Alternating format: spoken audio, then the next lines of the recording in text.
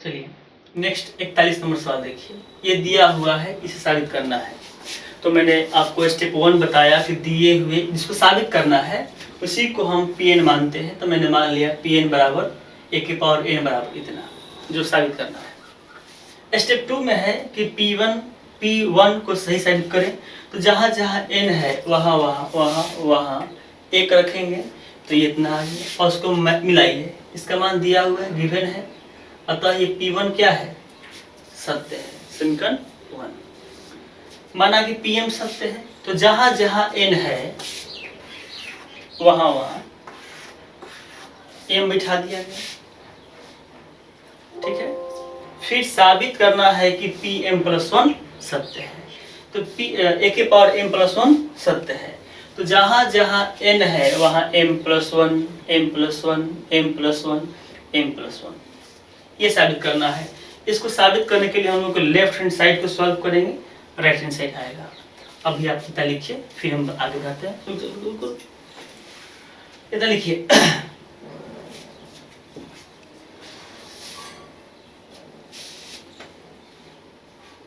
हो गया।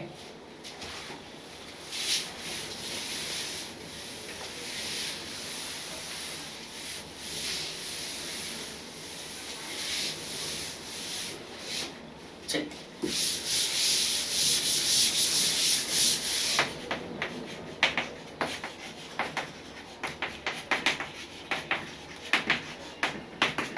a⁴m cos m theta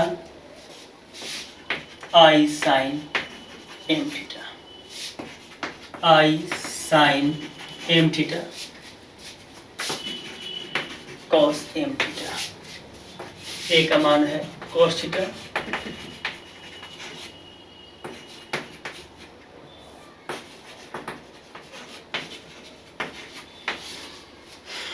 चलिए इसको गुना करेंगे और इतना आ जाना चाहिए। देखते हैं, चलिए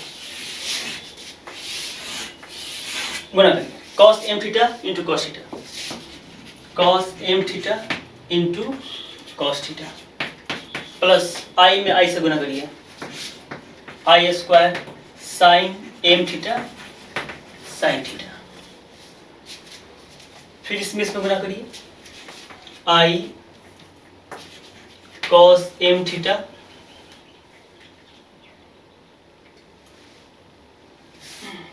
इस गुना करते हैं। तो I cos m theta sin theta plus I sin m theta cos theta. फिर इसमें गुना करते हैं, ये वाला करिए, I sin m theta cos theta plus I cos m theta sin theta. फिर इसमें गुना करते हैं, I² sin m theta sin theta plus cos m theta cos theta.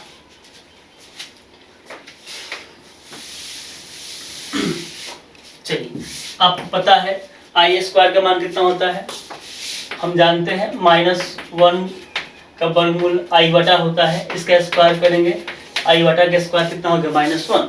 तो यहाँ चलिए देखिए, cos m theta cos theta minus sin m theta sin theta. दोनों में से I कॉमन निकल जाएगा, cos m theta sin theta sin m theta cos theta. यहाँ दोनों से I कॉमन निकालिए, sin m theta cos theta plus cos m theta sin theta. इसको लिखते हैं पहले, cos m theta cos theta, I² का मान -1, तो -1 sin m theta sin theta sin theta. चलिए देखिए, cos A into cos B minus sin A into sin B क्या होगा, cos A plus B, cos m theta plus theta I sine m theta plus theta I sine m theta plus theta. ये formula है। अब इसमें आपको क्या बताना, आपको सब पता है। cos m theta plus theta, चूंकि इसका हम लोग इस तरह के साइन का फॉर्मूला बहुतों बार आया है, आप 11वीं में पढ़े हैं तो फॉर्मूला आपको याद ही होगा। सब में से थीटा थीटा थीटा कॉमन हो जाएगा तो क्या होगा, देखिए cos m plus 1 theta I sine m plus 1 theta I sine m plus 1 theta.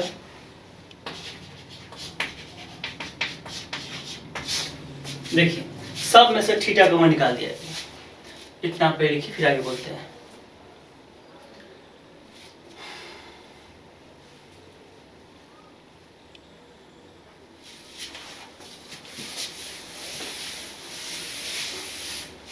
देखिए इससे क्या समझे हम लोग, ये क्या आ गया, राइट हैंड साइड। पता P1 क्या है, सत्य समकंजू। तो लिखेंगे एक और दूर से गणितीय आगमन सिद्धांत से, मैथमेटिकल इंडक्शन के सिद्धांत से, और n बिलोंग्स टू n के लिए सत्य है। नोट करिए।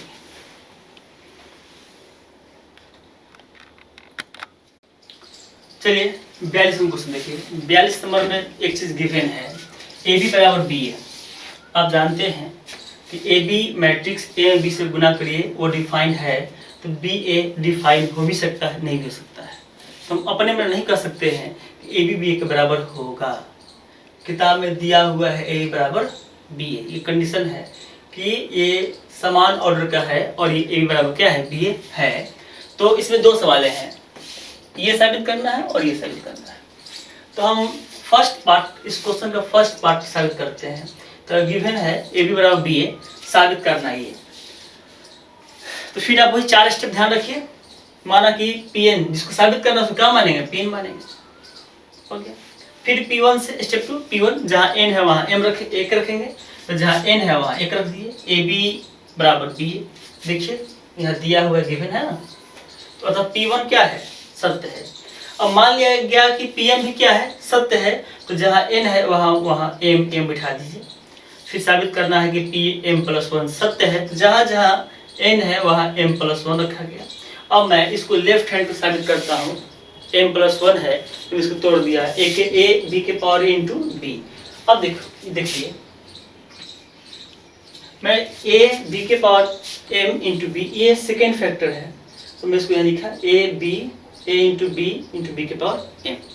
अब ध्यान दीजिएगा, यहाँ पर ए बी को मैं अपने मने b ने लिखा, प्रश्न में दिया है ए बी, यहाँ दिया हुआ है, देख लीजिए यहाँ पर। और एक काम करें, यहाँ देखिए, यहाँ ए बी बराबर बी ए है, तो मैंने ए बी की जगह क्या बिठा दिया, बी ए। अब b के पावर m में b से गुना होगा, तो b के पावर m प्लस 1 इंटू ए। देखिए राइट हैंड साइड आ गया, कहाँ है, हाँ आ गया, तो राइट हैंड साइड का आ गया। अतः Pm प्लस 1 सत्य है। तो समीकरण 1 और 2 से क्या हम ऑब्जर्व किए, गणितीय आगमन। आप चाहेंगे तो लिख सकते हैं गणित एम आई, मतलब क्या, मैथमेटिकल इंडक्शन से n के प्रत्येक मान के लिए, n के प्रत्येक मान प्राकृतिक संख्याओं के लिए सत्य है। नोट करिए।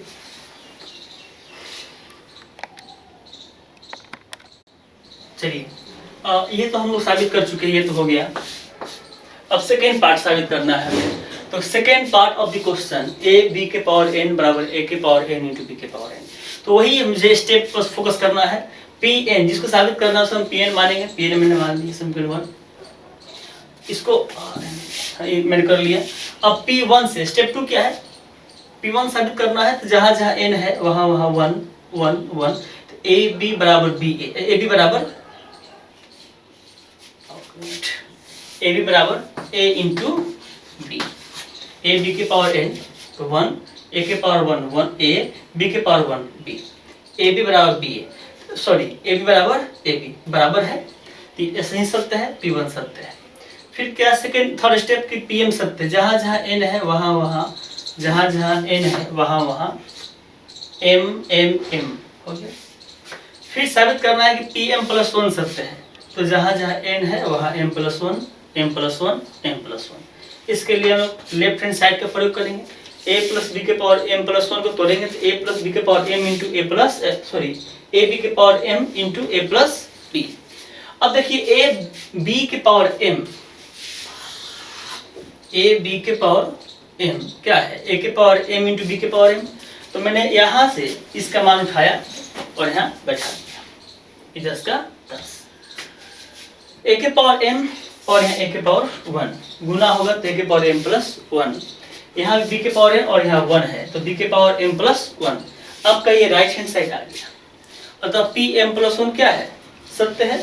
समीकरण 1 और 2 से क्या स्पष्ट है, कौन से मेथड से, गणितीय आगमन मैथमेटिकल इंडक्शन से स्मॉल एन एन प्राकृत संख्या के प्रत्येक मान के लिए सत्य है। प्रूफ नोट करिए।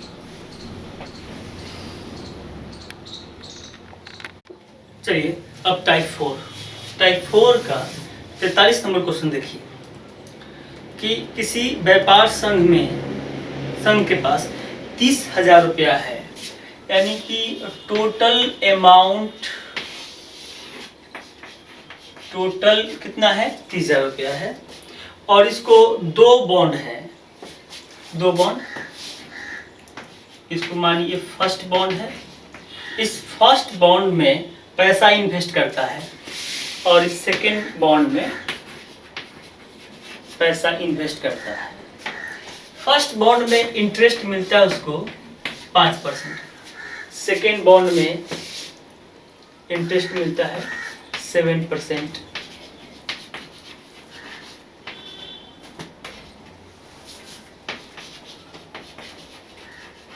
इंटरेस्ट है 7%, और ठीक है, तो 1 साल का जो ब्याज है उसका टोटल इंटरेस्ट 1800 रुपया है और 2000 रुपया है, तो उनका इन्वेस्टमेंट कितना था। फिर से आप सवाल समझिए, किसी आदमी के पास 30,000 रुपया है, 30,000 रुपया में का 30,000 रुपया का कुछ भाग 5% के ब्याज पर लगाता है और कुछ पैसा जो बच गया पैसा वह 7% के ब्याज पर देता है, और 1 साल का यदि 1 साल का ब्याज यदि 1800 रुपया आ रहा हो तो वह कितना रुपया इन्वेस्ट किया दोनों बैंकों में। दूसरा सवाल है, यदि 2,000 रुपया उसको इंटरेस्ट मिलता तो ये कितना रुपया दोनों में इन्वेस्ट किया। चलिए हम मान लेते हैं, लेट कि फर्स्ट बॉन्ड में 100 रुपया इन्वेस्ट करता है, तो सेकेंड बॉन्ड में कितना रुपया इन्वेस्ट किया, 30,000 माइनस 100 रुपया। आप गौर करिए, देखिए फिर से 30,000 रुपया टोटल अमाउंट है, 30,000 में से x रुपया 5% के इंटरेस्ट पे लगाता है, और जो पैसा बच गया कितना बच गया, 30,000 माइनस x इतना बचा, ये पैसा 7% के इंटरेस्ट पे लगाता है। तो चलिए इसको हम मैट्रिक्स के भाषा से कैसे बनाते हैं, देखिए इसका मैट्रिक्स फॉर्म क्या होगा। मैट्रिक्स फॉर्म आपको पता है, अगर इस रुपया को हम लिखते हैं x इन 30,000 माइनस x, इसको हम पंक्ति में लिख देते हैं, तो इंटरेस्ट को लिखते हैं स्तंभ में 5%, और कितना हो गया ये 7%, और क्या है आपका टोटल इंटरेस्ट। ठीक है, इसको सॉल्व करते हैं। x 30,000 माइनस x, 5% का मीनिंग हो गया 5/100, 7% का मीनिंग हो गया 7/100। इसमें दो सवाल दिया है। कह रहा है कि यदि 1800 रुपया इंटरेस्ट है तब ये रुपया कितना कितना है। तो हम फर्स्ट सवाल बनाते हैं इसका 1800। ये आपका सवाल क्या हो गया, ए नंबर। चलिए टोटल अमाउंट कितना है 1800, ठीक है। अब इसको सॉल्व करेंगे और हम x का मान निकालेंगे, ठीक है। इतना आप लिखिए पहले, लिखिए।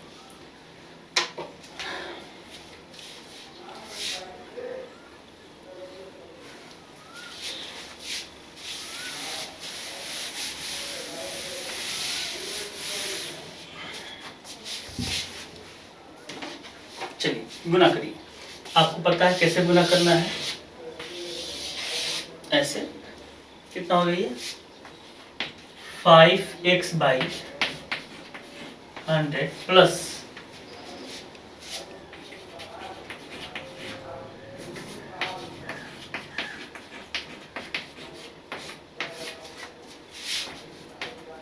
7/100।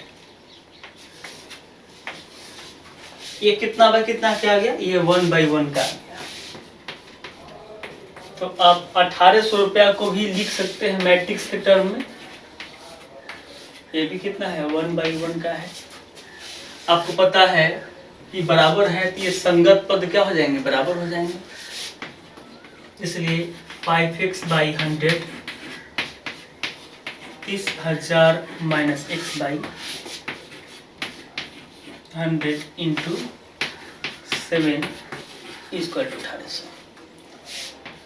हल करते हैं, कितना हो जाएगा एलसीएम 100, 100। 5x 7 से गुना कीजिए, 17 2,10,000 माइनस 7x, ठीक है।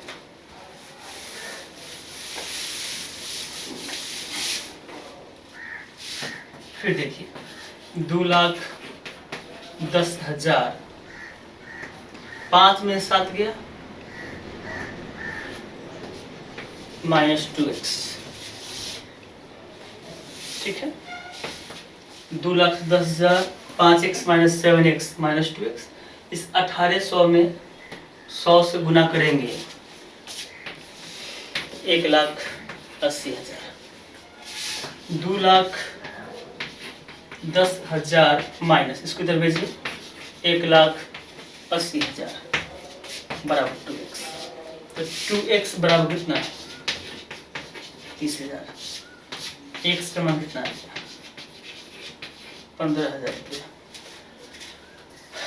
तो क्या आया, प्रथम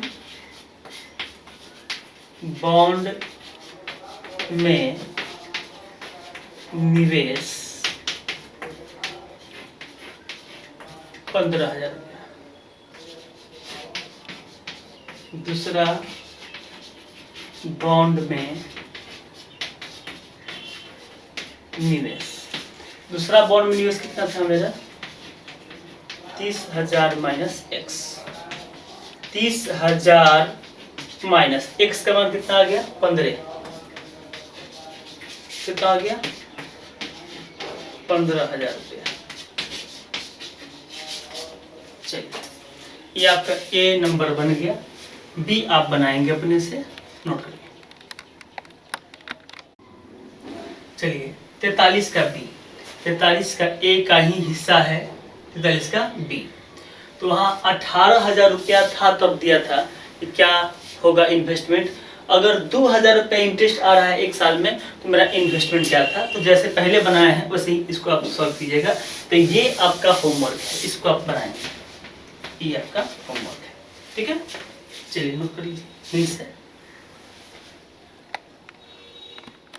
चलिए 44 नंबर देखिए। 44, 45 और 46 तीनों एक ही टाइप का है। एक आप समझ जाएंगे तो 45 और 46 बन जाएगा। समझिए, कमीज पैजामा और मोजा। कमीज 20 दर्जन है, पैजामा 15 दर्जन है, अब मोजा 25 दर्जन है। जोड़ा के फॉर्म में 25 दर्जन है। और बेचता कैसे है, बेचता है एक पीस का दाम है विक्रय मूल्य 50 पैसा, 50 रुपया। तो 50 रुपया कितना का पीस का दाम है, एक पीस का।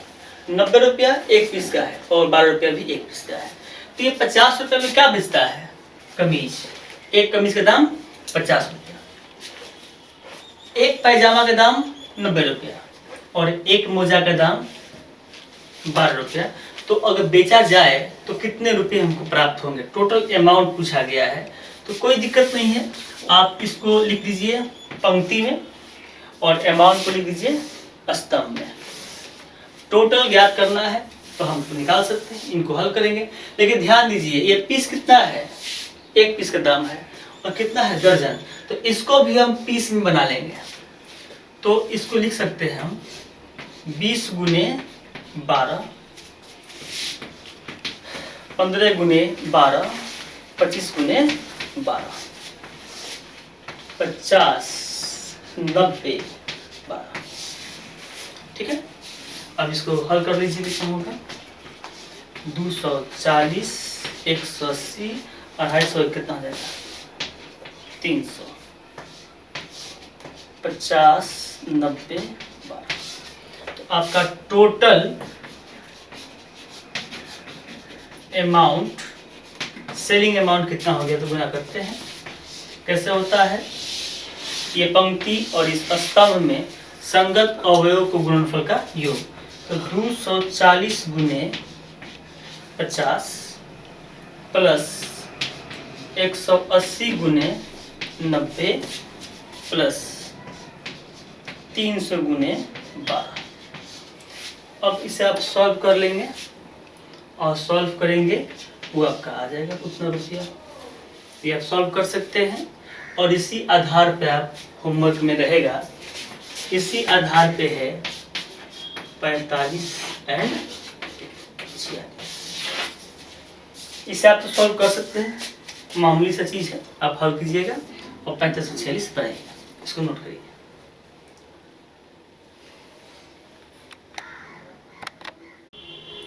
चलिए नेक्स्ट सवाल देखिए। लास्ट सवाल है, मार्केट, फर्स्ट मार्केट और सेकेंड मार्केट, दो मार्केट है। प्रोडक्ट एक्स वस्तु, वाई वस्तु और जेड वस्तु प्रोडक्ट हो रहा है। तो प्रोडक्शन कितना दिया है? एक्स वस्तु बन रहा है 10,000। कौन से मार्केट में? First market. वाई वस्तु का प्रोडक्शन हो रहा है 2,000, फर्स्ट मार्केट। जेड वस्तु का प्रोडक्शन हो रहा है 18,000 पीस, फर्स्ट मार्केट। ये फर्स्ट मार्केट का लिखा हुआ है। ये फर्स्ट मार्केट में सामान जो फैक्ट्री बन रहा है वो 10,000 है, 2,000 है और 18,000 है। लेकिन सेकेंड मार्केट में यही एक्स वस्तु 6,000 है, यही वाई वस्तु 20,000 है और जेड वस्तु 8,000 रुपया है। तो यदि एक वस्तु का दाम 2.5 रुपया है, एक्स का एक वस्तु का दाम है, वाई वस्तु का दाम है 1.5 रुपया और जेड वस्तु का दाम है 1 रुपया में बेचता है, तो इसको कितना टोटल फायदा, कितना इसका विक्रय मूल्य होगा और इससे कितना विक्रय मूल्य होगा? लिखते हैं मार्केट 1 का कुल विक्रय मूल्य। तो हो गया। आपको पता है कि अगर संख्या जो है उसको पंक्ति में लिख देते हैं तो अमाउंट को हमें स्तंभ में लिखना होगा। ये हो गया आपका 2.5 रुपया, 1.5 रुपया और ये हो गया 1 रुपया। ठीक, चलिए 10,000 में 2.5 से गुना करेंगे कितना हो गई है? 10 अढ़ाइयाँ 25,000 रुपया। 2,000 वस्तु, एक वस्तु का दाम 1.5 रुपया, कितना हो गया? गुना करेंगे 2 1 3,000, ये हो गया 1,800। 25 3 28, 28 और 18 46,000 रुपया। यानी कि फर्स्ट मार्केट से जो उसको राजस्व मिला कितना मिला? 46,000। अब सेकेंड मार्केट से निकाल सकते हैं हम लोग। सेकेंड मार्केट का कितना होगा? मार्केट सेकेंड का कुल विक्रय मूल्य, तो इसको भी लिखिए सही, 6,000, 20,000, 8,000। इसका दाम है 2.5 रुपया, 1.5 रुपया, 1 रुपया। 6,000 में 250, 12 और 3, 15,000, 30,000, 8,000, तो 45, 60, 53,000 रुपया। तो फर्स्ट मार्केट से सेलिंग प्राइस 46,000 है, सेकेंड मार्केट से सेलिंग प्राइस उसका विक्रय मूल्य जो है 53,000 रुपया है। ठीक है, इसमें नोट करिएगा। और इसमें देखिए बी नंबर सवाल है, इसी पे हो जाएगा। बी नंबर पे देखिए, हम हेल्प कर देते हैं, इसको नोट कर लीजिए।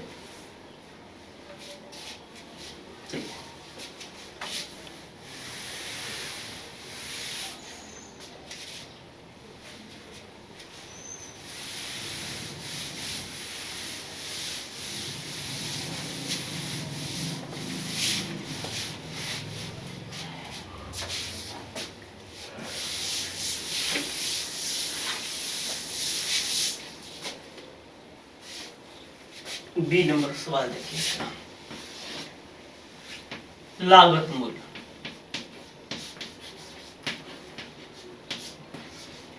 ₹2, 1 रुपया, 50 पैसा। तो कुल लाभ, टोटल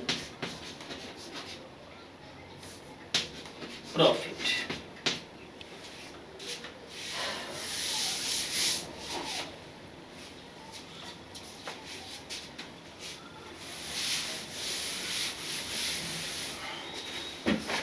चलिए देखिए, ये तो लागत हो गया फर्स्ट मार्केट का।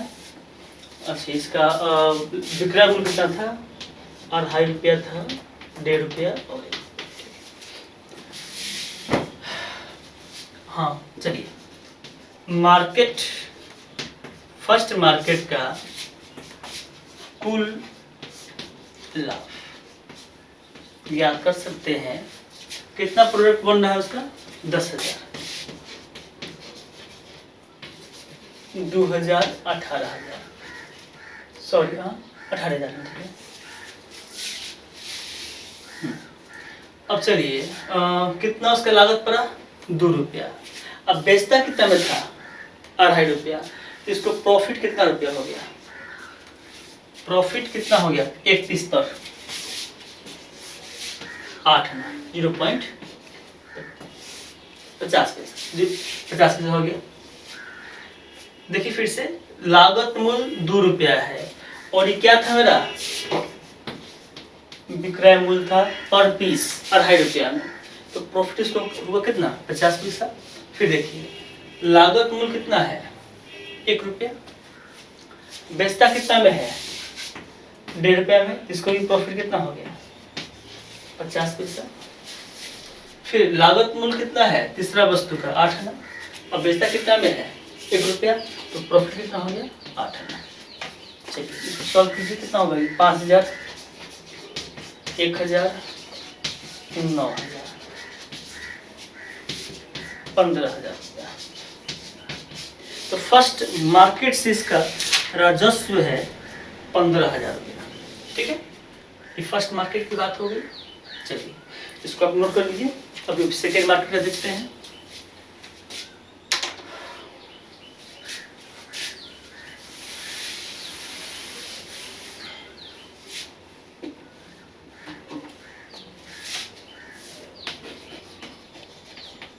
Market second,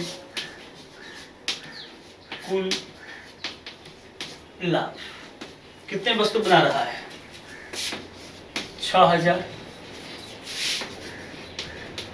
20,000, 8,000। इसका भी प्रॉफिट वही है। लागत मूल्य 2 रुपया, बेचता है 2.5 रुपया में, तो लागत उसको प्रॉफिट कितना हो गया? 50 पैसा का। एक पीस पर लागत कितना है? 1 रुपया, और सेल कितना में कर रहा है? 1.5 रुपया। इसका भी लागत कितना हो गया? 50 पैसा।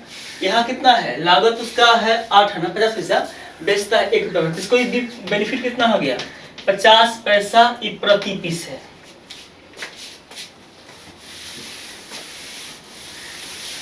तो इसको भी बनाकर हल कर दीजिए। 3000, 10,000, 4,000 बराबर 17,000 रुपया।